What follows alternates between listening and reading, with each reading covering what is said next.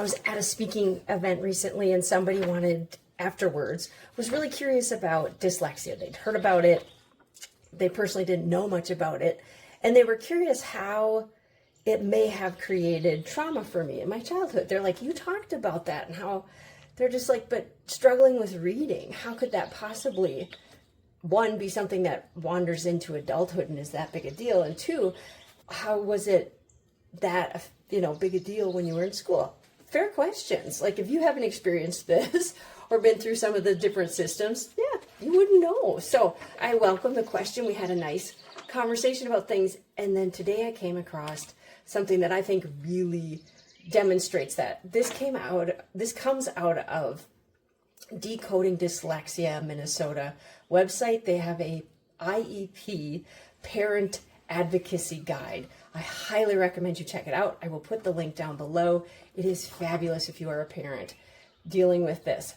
And in there's a section about accommodations in schools, just to help you adults that are like, hey, wait, nope, this is in schools. Check out the wording of some of this, though. Recess, special events, or rewards cannot be withheld for academic, punitive, or discipline reasons, including missing work or goals, unless it is withheld for the entire class.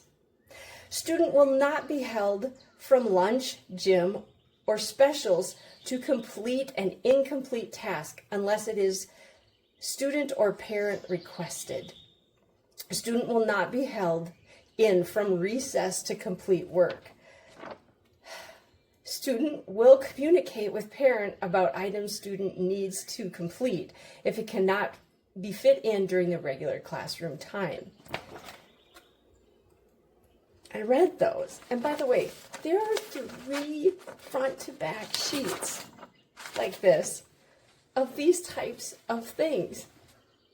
I'm sad that somebody had to put into words that you aren't going to hold a student from basically anything that's fun, because that summarized really well what happened for me in my childhood.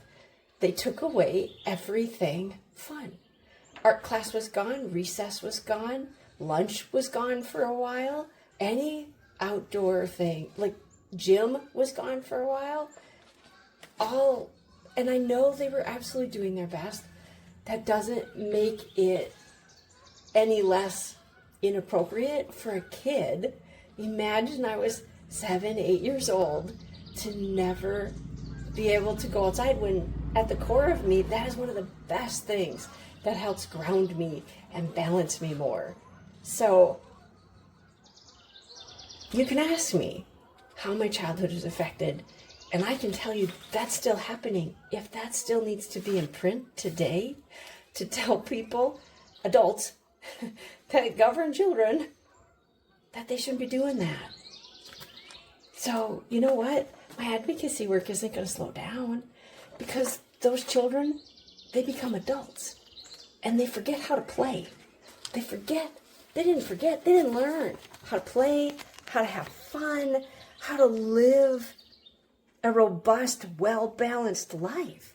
And they just keep trying harder. They keep working harder. I know, I have been there.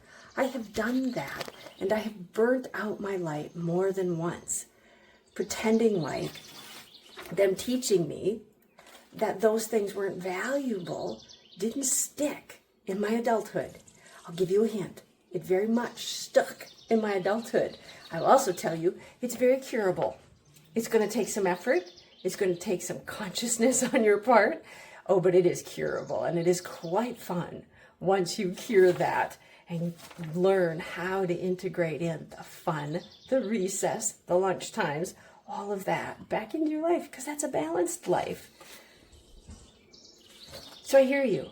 If you grew up with a learning difference and are a different thinker, I hear you. I know you. I was there in some ways, in my own way. And there are still tons and tons of young people moving into that environment who are going to become adults, and we need to be there for them and help guide them through that so they can figure it out a whole heck of a lot sooner than we have. if you'd like to learn more about how being an adult with a different thinking brain is affecting your life and how you can become far more aware about it and then recognize that you have way more options and incorporate that back into your life and basically thrive like a son of a gun, yeah, I'm the coach you want to talk to. My name's Georgina. I'm an international neurodiversity coach and unconventional leader coach. And I'm telling you, your life can become incredible. It's going to take some work, but you can make it happen. Bye now.